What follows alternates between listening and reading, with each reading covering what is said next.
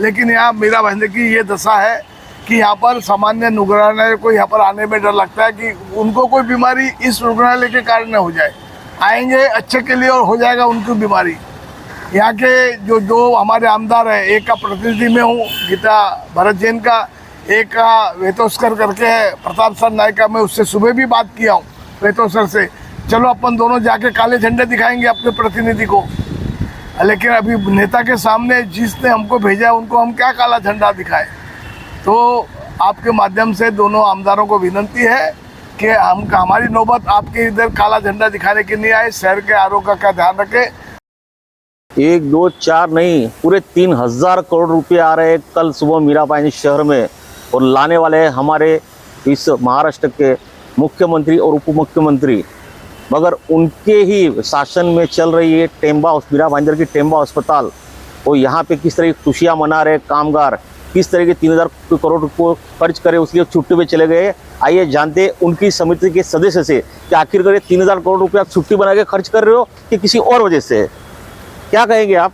कल शहर में 3000 करोड़ रुपये की निधि लेकर कई विकास कामों को गति देने के लिए मुख्यमंत्री और उप मुख्यमंत्री आने वाले हैं, और हमारे आमदार यहाँ गला फाड़ फाड़ गए कहते हैं कि हमने विकास किया है, शहर की और आगे बढ़ा है। तो आप इस टेम्बा हॉस्पिटल की कमेटी के सदस्य हो, आपके सदस्य हमको पता चला कि आपको कुछ कामगार लोग वर्ग है जो कहीं छुट्टी पे चले गए।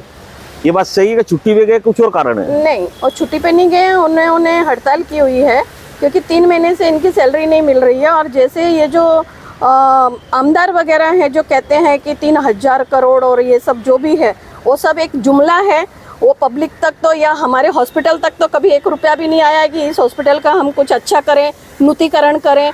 और शासन का ही हॉस्पिटल है ना, तो मुख्यमंत्री को भी चाहिए और जो आमदार हैं उनको भी चाहिए कि यहाँ का थोड़ा नूतीकरण किया जाए। यहाँ पे ये देखा जाए कि सैलरी जो कर्मचारी हैं, जो अपने गार्ड हैं या नर्से वगैरह हैं जो कॉन्ट्रैक्ट बेसिस पे है, उनको सैलरी टाइम टू टाइम मिल रही है कि नहीं मिल रही है, इससे उन्हें कोई लेना देना नहीं है। उन्हें तो खाली शासन से और जो सरकार से पैसा आता है वो पैसा लेना है, और वो पैसे का वो क्या करते हैं वही जाने। अभी आप लोगों को तो पता ही है क्या क्या चल रहा है। रोडों में खड्डे देखो, ये सब देखो, फ्लाईओवर ब्रिज पे ही देख लो, इतने बड़े बड़े खड्डे हैं, कोई भी एक्सीडेंट हो सकता है। मीरा भाईंदर में इतने सारे खड्डे हैं, इतने सारे खड्डे हैं। जो ये बड़ी बड़ी बातें करते हैं, हमने रोड बनाए, हमने ये किया वो किया, खाली ये लाला करके किसी ना किसी इसका उद्घाटन कर रहे हैं। आज ये भवन, कल वो भवन किस चीज़ के लिए चाहिए? यहाँ पे जो गरीबों के लिए सुविधाएं चाहिए वो हॉस्पिटल हैं, ये सब होने चाहिए। जो कि हॉस्पिटलों की तरफ तो इन लोगों का कभी ध्यान गया ही नहीं है कि हम हॉस्पिटलों के लिए क्या करें। और हमारे यहाँ के जो सर हैं, हमारे डॉक्टर तड़वी सर, वो तो बेचारे हर बार लेटर लिखते हैं कि यहाँ पे हमारे स्टाफ की सैलरी की जाए। आज स्टाफ बिना सैलरी के, फिर भी हमारे टिम्बा हॉस्पिटल के स्टाफ को मैं सैल्यूट करती हूँ कि वो लोग बिना सैलरी के 3 महीने तक उन्होंने काम किया। उनके पास बेचारों के पास बस के लिए आने के लिए पैसे भी नहीं होते हैं, फिर भी वो बेचारे चल के आ रहे हैं। कैसे आ रहे हैं? कोई पालघर से आता है, कोई ढानू से आता है, कोई कहीं से आता है। पर इन लोगों को ये सोचना चाहिए कि हम लोग अगर इधर के 2-2 हम आमदार हैं, 2-2 आमदार किस काम के हैं? सिर्फ अनलीगल बांधकाम को संरक्षण देने के लिए? उनको ये सब चीज़ें नहीं दिखाई देती है कि हम गरीबों के लिए कुछ करें। जो गरीबों के हॉस्पिटल हैं या वहाँ पर जो स्टाफ है, वो स्टाफ जो ये कॉन्ट्रैक्ट बेसिस पे है, उनको सैलरी नहीं मिल रही है, उनकी सैलरी का हम ये करें, हम आगे एक लेटर दें। जो हमारे मुख्यमंत्री हैं एकनाथ शिंदे जी, उनके एक लेटर के ऊपर या उनके एक इसके ऊपर हमारे स्टाफ की सैलरियाँ रेगुलर हो सकती हैं, लेकिन उनको इससे कोई लेना देना नहीं है। इस रुग्णालय में ये तीसरी टाइम है जहाँ पर जो रोजंदार वर्कर है, नर्सेस है, इसके पहले भी एक बार स्ट्राइक हुई, मैं आया यहाँ पर, उनको समझौत डाल करके कैसे भी काम पे चढ़ाया। बाद में श्रमिक सेना के विवेक पंडित के प्रतिनिधि है सुल्तान पटेल, उन्होंने भी कोशिश करके 1-2 महीने का पगार इनको लाके दिया, लेकिन आखिर शासन को इस बारे में सोचना पड़ेगा।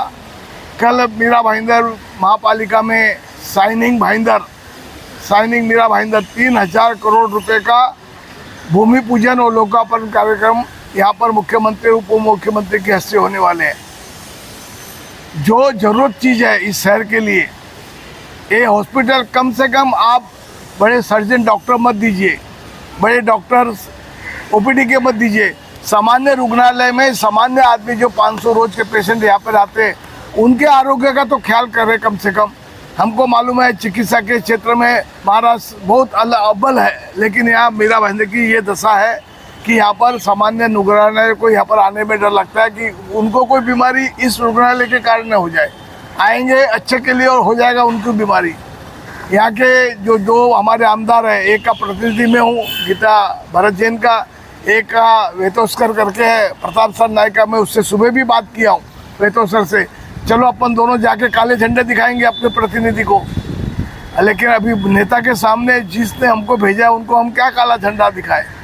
तो आपके माध्यम से दोनों आमदारों को विनती है कि हमारी नौबत आपके इधर काला झंडा दिखाने की नहीं आए। शहर के आरोग्य का ध्यान रखें, कम से कम सर्जन डॉक्टर मत दीजिए, बड़े डॉक्टर मत दीजिए, ओपीडी सही चले। यहाँ पर आने वाला जो रोगी है उसके स्वास्थ्य से खिलवाड़ न हो, इतना तो ख्याल रखेंगे, ऐसी विनती करूँगा। अरे बाप रे, ये क्या कह दिया सदस्य ने। इन्होंने तो अपनी सरकार की पोल खोल करके रख दी। और क्यों ना हो, वाकई अगर ये टेम्बा हॉस्पिटल के कर्मचारी अगर ऐसी भयानक परिस्थिति गुजर रहे, 3-3 महीना अपनी पगार से वंचित रह रहे, तो जायज़ है कि सरकार से सवाल पूछा जाए कि आखिर ये 3000 करोड़ जो आ रहे हैं वो किसके जेब में जाने वाले, और ये 3000 करोड़ में वाकई कोई विकास होगा या सब राम बस से चलेगा। कैमरामैन अभिराज नायर के साथ केतन बारिया, भाईंदर।